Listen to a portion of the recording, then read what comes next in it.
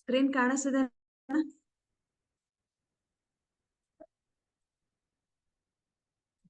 S Kavya, screen ಕಾಣಿಸ್ತಿದೆನಾ?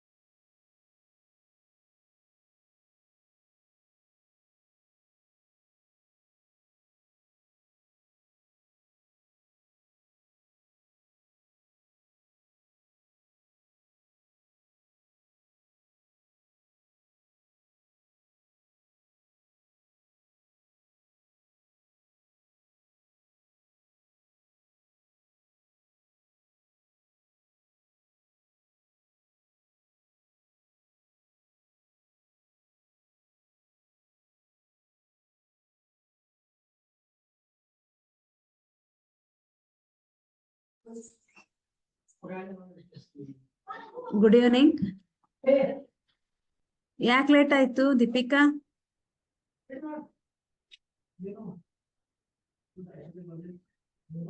S, ಯಾಕೆ late ಆಯ್ತಮ್ಮ?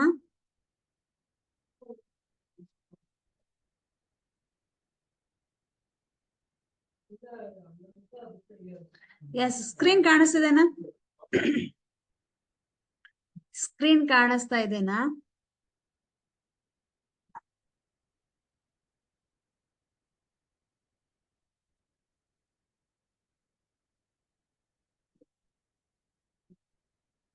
Okay, yes Deepika, screen ಕಾಣಿಸ್ತಿದೆನಾ?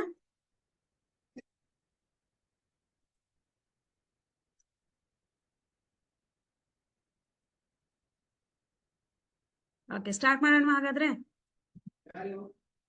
ಓಕೆ, ನೀವೇನು ರಿಪ್ಲೈ ಮಾಡ್ಲಿಲ್ಲ ಅಂದ್ರೆ ನನಗೆ ಹೆಂಗ್ ಗೊತ್ತಾಗತ್ತೆ ನಿಮ್ಗೆ ಕಾಣಿಸ್ತಿದೇನೋ ಇಲ್ವೋ ಅಂತ? ಎಸ್ ದೀಪಿಕಾ, ಸ್ಕ್ರೀನ್ ಕಾಣಿಸ್ತಾ ಇದೆನಾ?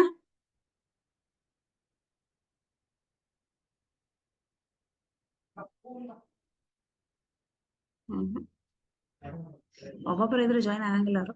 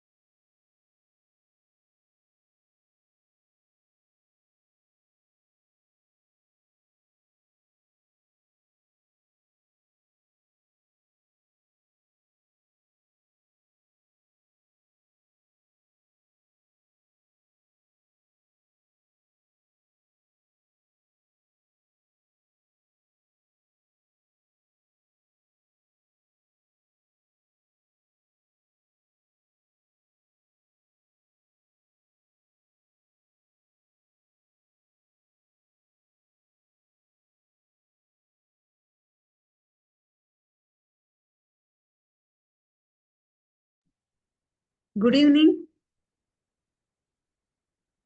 ಎಸ್, ಸ್ಕ್ರೀನ್ ಕಾಣಿಸ್ತಿದೆನಾ? ಯಾಕೆ ಇವತ್ತು ಲೇಟ್ ಆಯ್ತು?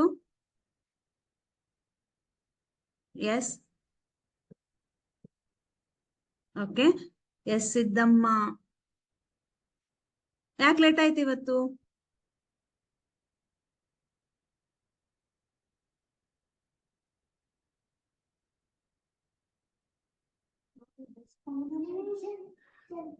ಎಸ್, ಯಾಕೆ ಲೇಟ್ ಆಯ್ತಮ್ಮ ಇವತ್ತು?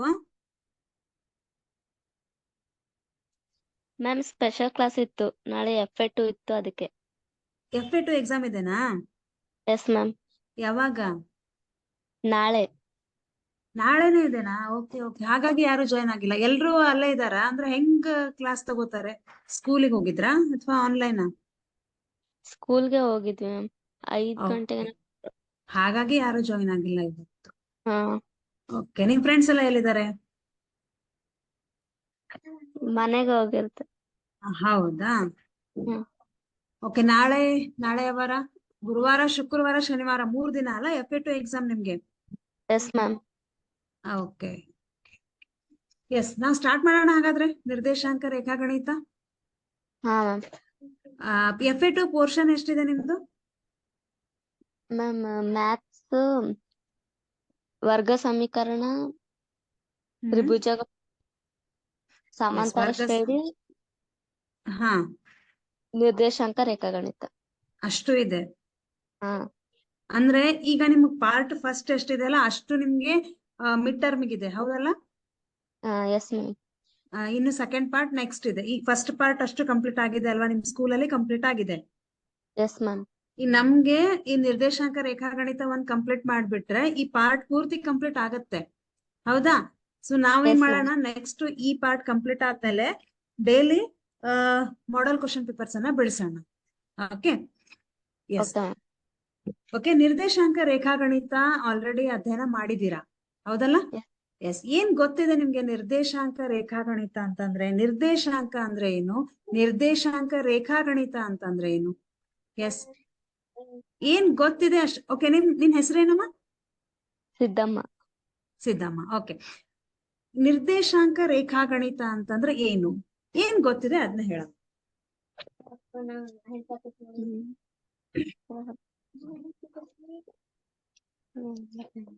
ಮ್ಯಾಮ್ ಅದರಲ್ಲಿ ದೂರ ಸೂತ್ರ ಕಂಡುಹಿಡಿಯೋದು ಹೇಳ್ಕೊಟ್ರು. ಓಕೆ.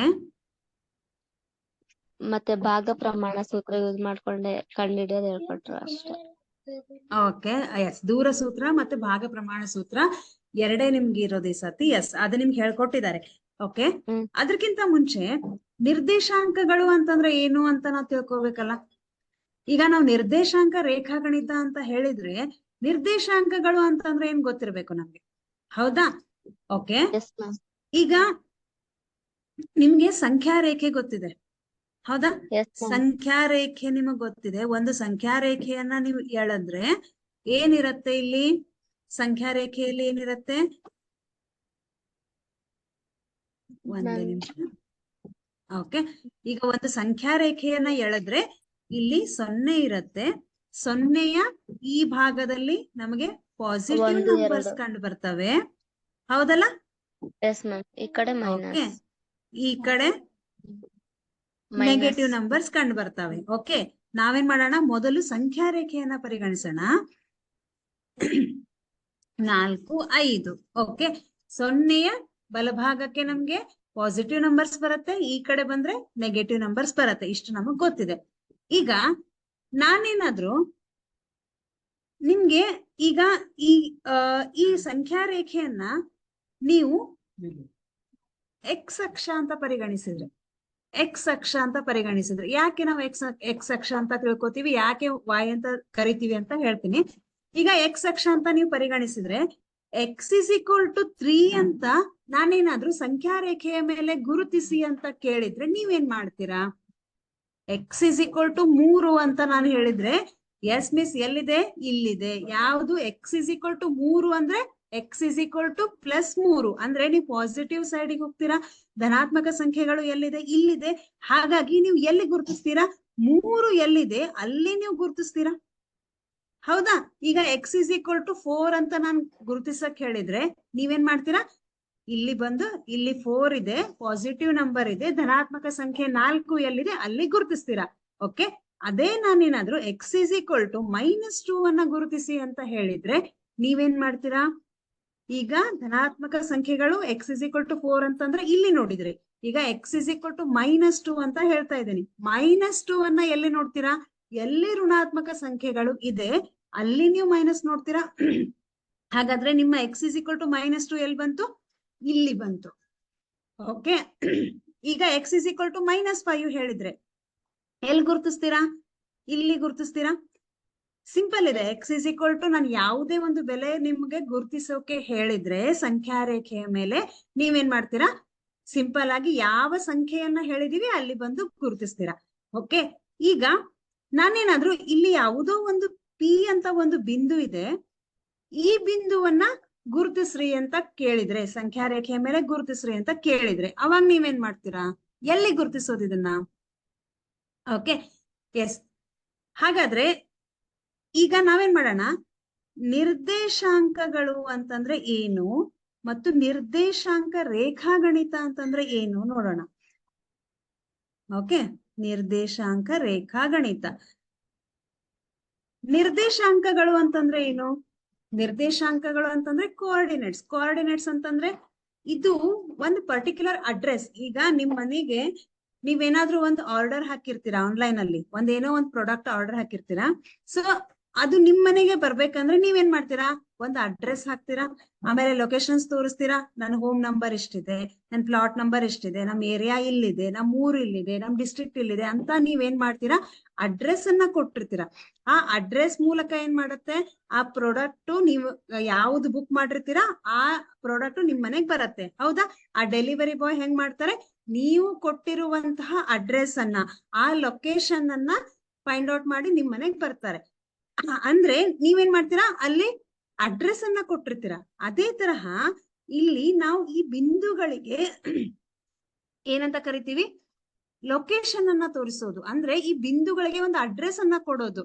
ಅದಕ್ಕೆ ನಾವೇನಂತ ಕರಿತೀವಿ? ನಿರ್ದೇಶಾಂಕಗಳು ಅಂತ ಕರಿತೀವಿ.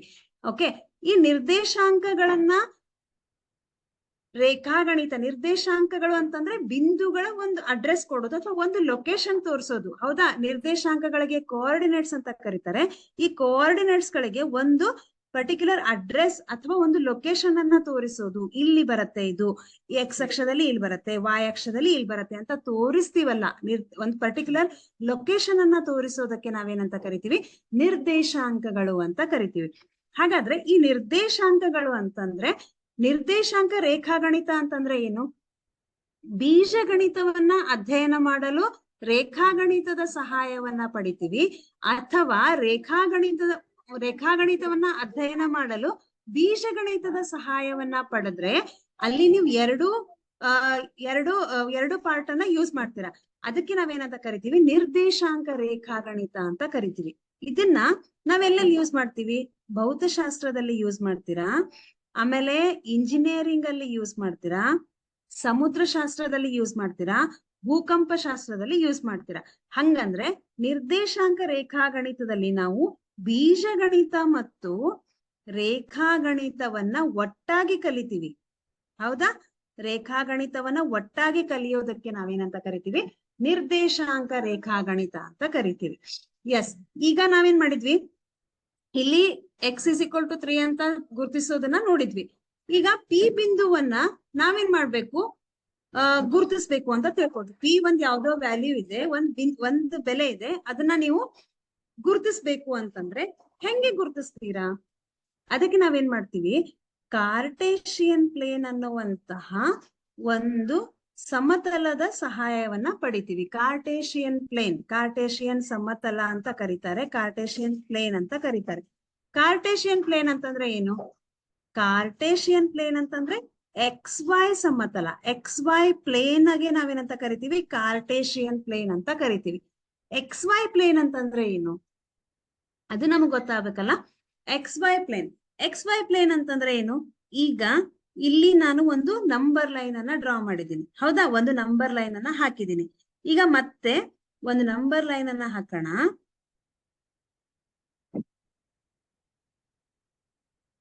ಓಕೆ, ನೆಕ್ಸ್ಟ್ ಇನ್ನೊಂದು ನಂಬರ್ ಲೈನ್ ಅನ್ನ ಹಾಕೋಣ. ಹೆಂಗೆ, ಒಂದೇ ನಿಮಿಷ.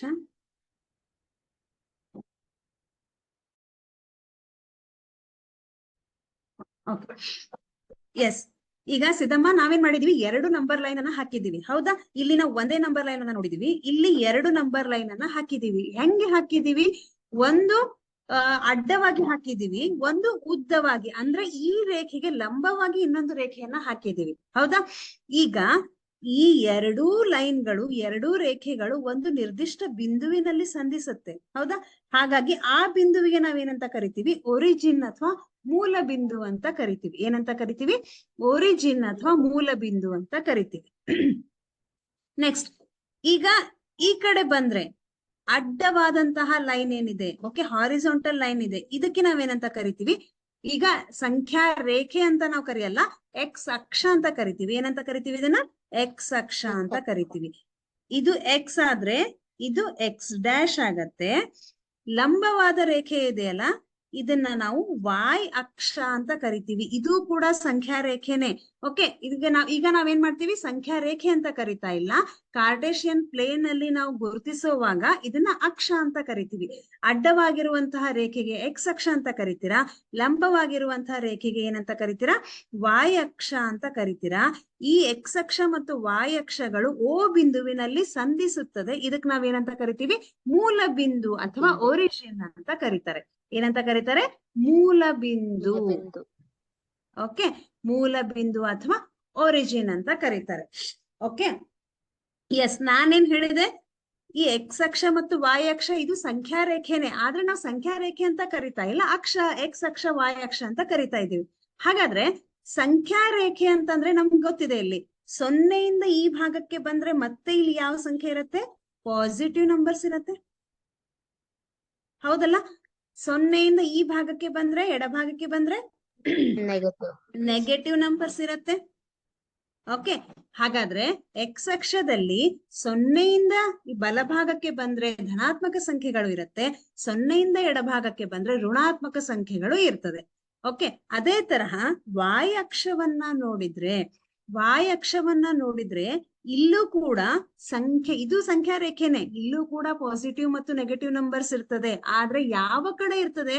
0ಇಂದ ನೀವು ಮೇಲಕ್ಕೆ ಹೋದ್ರೆ, ಒರಿಜಿನ್ ಮೂಲ ಬಿಂದುವಿನಿಂದ ಮೇಲಕ್ಕೆ ಹೋದ್ರೆ ಅಲ್ಲಿ ಪಾಸಿಟಿವ್ ನಂಬರ್ಸ್ ಇರುತ್ತೆ, ಕೆಳಗಡೆ ಬಂದ್ರೆ ನೆಗೆಟಿವ್ ನಂಬರ್ಸ್ ಇರುತ್ತೆ. ಹೌದಾ? ಇಷ್ಟು ನಮಗೆ ಬೇಸಿಕ್ ಆಗಿ ಗೊತ್ತಿರುವಂತದ್ದು. ಹೌದಾ? ಕಾರ್ಟೇಶಿಯನ್ ಪ್ಲೇನ್ ಅಂತಂದ್ರೆ ಏನು?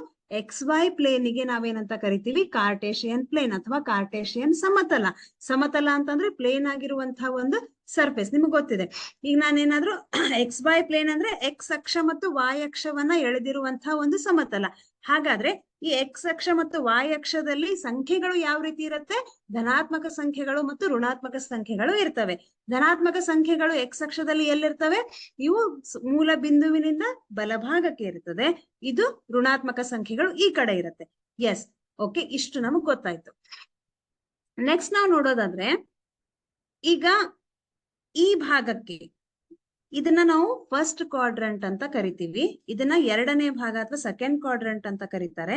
ಇದನ್ನ 3ನೇ ಕ್ವಾಡ್ರಂಟ್ ಅಂತ ಕರೀತಾರೆ. ಇದು 4ನೇ, 4th quadrant. First quadrant, second quadrant, third quadrant, 4th quadrant. ಇದು ಬೇಸಿಕ್ ಹೇಳ್ತಾ ಇದೀನಿ. ಓಕೆ, ಹಾಗಾದ್ರೆ ಅಂದ್ರೆ ಆಂಟಿ ಕ್ಲಾಕ್ ವೈಸ್ ಬರ್ತಾ ಇದೀವಿ ನಾವು, ಕ್ಲಾಕ್ ವೈಸ್ ಅಲ್ಲ, anticlockwise. Anticlockwise ಅಂದ್ರೆ ಗಡಿಯಾರದ ಉಲ್ಟಾ, ನಿಮಗೆ ಗೊತ್ತಿದೆ. ಹೌದಾ? ಆಂಟಿ ಕ್ಲಾಕ್ ವೈಸ್ ಬರ್ತಾ ಇದೀವಿ. ಈಗ ಈ ಮೊದಲನೇ ಭಾಗ ಅಂತ ನಾವ್ ಹೇಳಿದ್ವಲ್ಲ, ಈ ಮೊದಲನೇ ಭಾಗದಲ್ಲಿ ಯಾವ ಚಿಹ್ನೆಗಳನ್ನ ನೋಡ್ತೀವಿ? ಎಕ್ಸ್ ಮತ್ತು ವಾಯ್ ಅಕ್ಷವನ್ನ ಗಮನಿಸಿದ್ರೆ ಎಕ್ಸ್ ಅಕ್ಷದಲ್ಲೂ ಕೂಡ ಧನಾತ್ಮಕ ಸಂಖ್ಯೆಗಳಿದೆ, ವಾಯ್ ಅಕ್ಷದಲ್ಲೂ ಕೂಡ ಧನಾತ್ಮಕ ಸಂಖ್ಯೆಗಳಿದೆ. ಹಾಗಾಗಿ ನಾವು ಇಲ್ಲಿ ಕೇವಲ ಧನಾತ್ಮಕ ಸಂಖ್ಯೆಗಳನ್ನ ಮಾತ್ರ ನೋಡ್ತೀವಿ. ಎಲ್ಲಿ? ಮೊದಲನೇ ಭಾಗದಲ್ಲಿ, ಫಸ್ಟ್ ಕ್ವಾಡ್ರಂಟ್ ಅಲ್ಲಿ. ಹೌದಾ? ಈಗ ಸೆಕೆಂಡ್ ಕ್ವಾಡ್ರಂಟಿಗೆ ಬಂದ್ರೆ ಎಕ್ಸ್ ಅಕ್ಷದಲ್ಲಿ ಋಣಾತ್ಮಕ ಸಂಖ್ಯೆಗಳಿದೆ, ವಾಯ್ ಅಕ್ಷದಲ್ಲಿ ಧನಾತ್ಮಕ ಸಂಖ್ಯೆಗಳು ಇದೆ. ಹೌದಾ? ಹಾಗಾದ್ರೆ ಇಲ್ಲಿ ಹೆಂಗ್ ಬರೀತೀರಾ? ಎಕ್ಸ್ ಅಕ್ಷದಲ್ಲಿ ಋಣಾತ್ಮಕ, ವಾಯ್ ಅಕ್ಷದಲ್ಲಿ ಧನಾತ್ಮಕ. ಯಾವಾಗ್ಲೂ ನಾವು ನಿರ್ದೇಶಾಂಕಗಳು ಅಂತಂದ್ರೆ ಪಿ ಎಕ್ಸ್ ವೈ, ಇಲ್ಲಿ ಎಕ್ಸ್ ಅಂತಂದ್ರೆ ಎಕ್ಸ್ ಅಕ್ಷದಲ್ಲಿ ಇರುವಂತಹ ಬಿಂದು, ವಾಯ್ ಅಂತಂದ್ರೆ ವಾಯ್ ಅಕ್ಷದಲ್ಲಿ ಇರುವಂತಹ ಬಿಂದು. ನಾವ್ ಯಾವಾಗ್ಲೂ ಹೆಂಗ್ ಬರಿಬೇಕು, ಎಕ್ಸ್ ಅಕ್ಷದಲ್ಲಿ ಇರುವಂತಹದನ್ನ ಮೊದಲು ಬರಿಬೇಕು. ಹಾಗಾಗಿ ಪಿ ಎಕ್ಸ್ ವಾಯ್ ಅಂತ ಕರಿತೀವಿ. ಮೊದಲು ಎಕ್ಸ್ ಅಕ್ಷದಲ್ಲಿ ಇರುವಂತಹದನ್ನ ಬರಿತೀರಾ, ಆಮೇಲೆ ವಾಯ್ ಅಕ್ಷದಲ್ಲಿ ಇರುವಂತಹದನ್ನ ಬರಿತೀರಾ. ಓಕೆ, ಈಗ ಥರ್ಡ್ ಕ್ವಾಡ್ರಂಟಿಗೆ ಬಂದ್ರೆ ಎಕ್ಸ್ ಅಕ್ಷ ಪಿ ಆಫ್ ಎಕ್ಸ್ ವೈ ಅಂತಂದ್ರೆ ಎಕ್ಸ್ ಅಕ್ಷದಲ್ಲಿ ಚಿಹ್ನೆ ಯಾವ್ದಿದೆ, ಈಗ ನೆಗೆಟಿವ್ ಇದೆ, ವಾಯ್ ಅಕ್ಷದಲ್ಲಿ ನೆಗೆಟಿವ್ ಇದೆ. ಹಾಗಾದ್ರೆ ಮೂರನೇ ಭಾಗದಲ್ಲಿ ಥರ್ಡ್ ಕ್ವಾಡ್ರಂಟ್ ಅಲ್ಲಿ ಚಿಹ್ನೆಗಳು ಹೇಗಿರುತ್ತೆ, ನೆಗೆಟಿವ್ ಮತ್ತು ನೆಗೆಟಿವ್, ಋಣಾತ್ಮಕ, ಎರಡೂ ಋಣಾತ್ಮಕ ಇರುತ್ತೆ. ಹಾಗೆ ಫೋರ್ತ್ ಕ್ವಾಡ್ರಂಟ್ ಅಲ್ಲಿ ಹೆಂಗಿರುತ್ತೆ, ಎಕ್ಸ್ ಅಕ್ಷದಲ್ಲಿ ಧನಾತ್ಮಕ ಧನ ಚಿಹ್ನೆ ಇದೆ, ವಾಯ್ ಅಕ್ಷದಲ್ಲಿ ಋಣ ಚಿಹ್ನೆ ಇದೆ. ಹಾಗಾಗಿ ಫಸ್ಟ್ ಕ್ವಾಡ್ರಂಟ್ ಅಲ್ಲಿ ಪ್ಲಸ್ ಪ್ಲಸ್ ಇದೆ, ಸೆಕೆಂಡ್ ಅಲ್ಲಿ ಮೈನಸ್ ಪ್ಲಸ್ ಇದೆ, ಥರ್ಡ್ ಅಲ್ಲಿ ಮೈನಸ್ ಮೈನಸ್ ಇದೆ, ಫೋರ್ತ್ ಅಲ್ಲಿ ಪ್ಲಸ್ ಮೈನಸ್ ಇದೆ. ಓಕೆ, ಇಷ್ಟು ಬೇಸಿಕ್. ಇದನ್ನ ನಾವೇನಂತ ಕರಿತೀವಿ, ಕಾರ್ಟೇಶಿಯನ್ ಪ್ಲೇನ್ ಅಂತ ಕರಿತೀವಿ. ಓಕೆ, ಒಂದೇ ನಿಮಿಷ.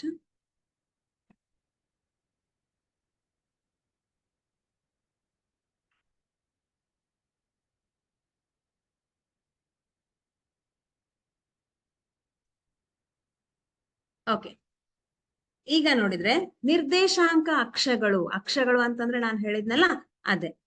ನಿರ್ದೇಶಾಂಕ ಅಕ್ಷಗಳು ಇರೇಸ್ ಮಾಡೋಣ, ಒಂದು ನಿಮಿಷ. ಓಕೆ, ಅಡ್ಡ ರೇಖೆಗೆ ಏನಂತ ಕರಿತೀವಿ, ಎಕ್ಸ್ ಅಕ್ಷ ಅಂತ ಕರಿತೀರಾ. ಲಂಬ ರೇಖೆಗೆ ಅಥವಾ ಉದ್ದ ಅಂತಂದ್ರೆ ಲಂಬ ರೇಖೆ ಅಂತ ಕರಿತೀವಿ, ಅದಕ್ಕೆ ನಾವೇನಂತ ಕರಿತೀವಿ, ವಾಯ್ ಅಕ್ಷ ಅಂತ ಕರಿತೀರಾ.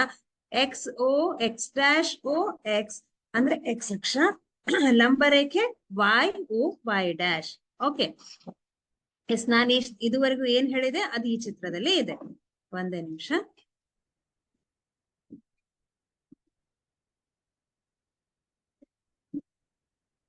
ಓಕೆ,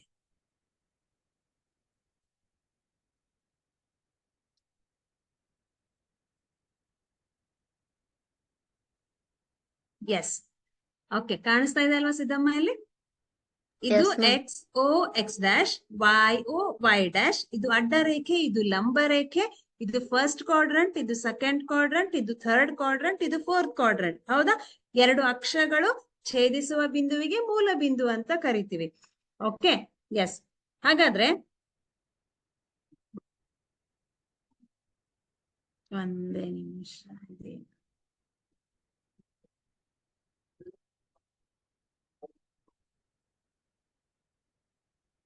ಎಸ್, ಈಗ ನಿರ್ದೇಶಾಂಕ ಅಕ್ಷಗಳು ಸಮತಲವನ್ನ 4 ಚತುರ್ಥಕಗಳಾಗಿ ವಿಭಾಗಿಸುತ್ತೆ. ಅದನ್ನೇ ನಾವು ಕ್ವಾಡ್ರಂಟ್ ಅಂತ ಕರೆದ್ವಲ್ಲ, first quadrant, second quadrant, third quadrant, fourth quadrant, 4 ಚತುರ್ಥಕಗಳಾಗಿ ವಿಭಾಗಿಸುತ್ತೆ. ಕಾರ್ಟೇಶಿಯನ್ ಸಮತಲದ ಮೇಲಿನ ಒಂದು ಬಿಂದುವನ್ನ ಪರಿಗಣಿಸಿದಾಗ, ಓಕೆ, ಒಂದೇ ನಿಮಿಷ.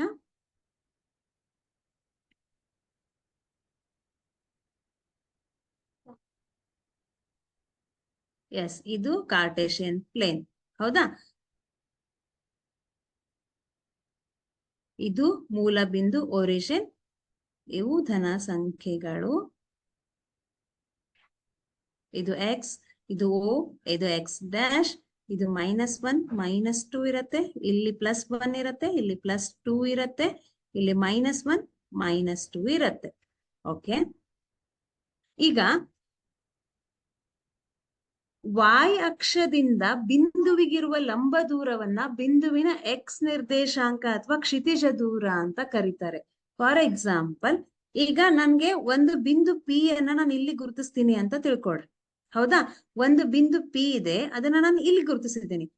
ಹಾಗಾದ್ರೆ ಈ ಬಿಂದುವಿನ ನಿರ್ದೇಶಾಂಕಗಳು ಯಾವುವು? ನಿರ್ದೇಶಾಂಕ ಅಂತಂದ್ರೆ ಅದ್ರದ್ದೊಂದು ಅಡ್ರೆಸ್ ಹೇಳ್ಬೇಕು. ಏನಂತ? ಎಕ್ಸ್ ಅಕ್ಷದಲ್ಲಿ ಈ ಬಿಂದುವಿನ ಮೇಲಿದೆ, ವಾಯ್ ಅಕ್ಷದಲ್ಲಿ ಈ ಬಿಂದುವಿನ ಮೇಲಿದೆ ಅಂತ ಹೇಳ್ಬೇಕು. ಹಾಗಾದ್ರೆ ನೀವು ಎಕ್ಸ್ ಅಕ್ಷದಲ್ಲಿ ನೋಡ್ತಾ ಬಂದ್ರೆ ನೀವು ಕೆಳಗಡೆ ನೋಡ್ತೀರಾ, ಎಲ್ಲಿ ಸಂಧಿಸುತ್ತೆ? ಇದು +3ಕ್ಕೆ ಸಂಧಿಸುತ್ತೆ. ಅದೇ ರೀತಿ ವಾಯ್ ಅಕ್ಷವನ್ನ ನೋಡ್ತಾ ಹೋದ್ರೆ +2 ನಲ್ಲಿ ಸಂಧಿಸುತ್ತೆ. ಹೌದಾ? ಹಾಗಾದ್ರೆ ಪಿ ಬಿಂದುವಿನ ನಿರ್ದೇಶಾಂಕಗಳು ಏನಾಯ್ತು? ಈಗ ಎಕ್ಸ್ ಅಕ್ಷದಲ್ಲಿ 3 ಇದೆ, ವಾಯ್ ಅಕ್ಷದಲ್ಲಿ 2 ಇದೆ. ಹಾಗಾಗಿ ಈ ಪಿ ಬಿಂದುವಿನ ನಿರ್ದೇಶಾಂಕಗಳು ಯಾವ್ದಾಯ್ತು? 3, 2 ಅಂತ ಕರಿತೀವಿ. ಯಾಕೆ? 3 X ಅಕ್ಷದಲ್ಲಿದೆ, 2 Y ಅಕ್ಷದಲ್ಲಿದೆ. ಈ ಬಿಂದುವನ್ನ ನೀವು ಈ ತರ ನೀವು ಲೈನ್ ಆಗಿ ಎಲ್ಲಿ ಸಂಧಿಸುತ್ತೆ ಇದು ನೋಡಿದ್ರೆ ಇದು +2 ನಲ್ಲಿ, ಇದು +3 ನಲ್ಲಿ ಸಂಧಿಸುತ್ತೆ. ಹಾಗಾಗಿ P ಬಿಂದುವಿನ ನಿರ್ದೇಶಾಂಕಗಳು ಯಾವ್ಯಾವಾಯ್ತು? 3 ಮತ್ತು 2. ಯಾಕೆ 3 ಬರಿತೀವಿ? ಯಾಕಂತಂದ್ರೆ ಯಾವಾಗ್ಲೂ ಫಸ್ಟ್ ನಾವು X ನಿರ್ದೇಶಾಂಕವನ್ನ ಬರಿತೀವಿ, ಆಮೇಲೆ Y ಬೆಲೆಯನ್ನ ಬರಿತೀವಿ. ಹೌದಾ? ಈಗ ಈ X ಬೆಲೆ ಏನಿದೆ ಅಲ್ಲ, ಇದಕ್ಕೆ ನಾವೇನಂತ ಕರಿತೀವಿ? ಕ್ಷಿತಿಜ ದೂರ ಅಂತ ಕರಿತೀವಿ. ಏನಂತ ಕರಿತೀವಿ? ಕ್ಷಿತಿಜ ದೂರ. ಮೂಲ ಬಿಂದುವಿನಿಂದ X ಅಕ್ಷದ ಮೇಲೆ ನಮ್ಮ ಬಿಂದು ಎಷ್ಟು ದೂರ ಇದೆ ಅಂತ ಹೇಳಿದ್ರೆ ಅದನ್ನ ಕ್ಷಿತಿಜ ದೂರ ಅಂತ ಕರೀತಾರೆ. ಏನಂತ ಕರೀತಾರೆ? ಕ್ಷಿತಿಜ ದೂರ. ಕ್ಷಿತಿಜ ದೂರವನ್ನ X ಅಕ್ಷದ ಮೇಲೆ ನೋಡ್ತೀರಾ. ನೆಕ್ಸ್ಟ್, ಈಗ ಈ ಒರಿಜಿನ್ ಮೂಲ ಬಿಂದುವಿನಿಂದ Y ಅಕ್ಷದ ಮೇಲಿನ ಈ +2 ವರೆಗೆ ಇರುವಂತಹ ದೂರಕ್ಕೆ ನಾವೇನಂತ ಕರಿತೀವಿ? ಲಂಬ ದೂರ. ಅರ್ಥ ಮಾಡ್ಕೊಡ್ರಿ. ಕ್ಷಿತಿಜ ದೂರ, ಲಂಬ ದೂರ. ಓಕೆ, 2 ಕಾನ್ಸೆಪ್ಟ್ ಇದೆ ಇದ್ರಲ್ಲಿ. ಒಂದು ಕ್ಷಿತಿಜ, ಒಂದು ಲಂಬ. ಕ್ಷಿತಿಜ ದೂರ ಎಲ್ಲಿ ಬರುತ್ತೆ? X ಅಕ್ಷದ ಮೇಲಿರುವಂತಹ ಬಿಂದುವಿಗಿರುವ ದೂರ, ಅಂದ್ರೆ ಮೂಲ ಬಿಂದುವಿನಿಂದ X ಅಕ್ಷದ ಮೇಲಿನ ಯಾವುದೇ ಬಿಂದುವಿಗಿರುವಂತಹ ದೂರಕ್ಕೆ ನಾವು ಕ್ಷಿತಿಜ ದೂರ ಅಂತ ಕರಿತೀವಿ. Y ಅಕ್ಷದ ಮೇಲಿರುವಂತಹ ದೂರಕ್ಕೆ ನಾವು ಲಂಬ ದೂರ ಅಂತ ಕರಿತೀವಿ. ಯಾಕೆ? ಕ್ಷಿತಿಜ ಅಂತಂದ್ರೆ ಅಡ್ಡವಾಗಿದೆ ಇದು, ಹೌದಾ?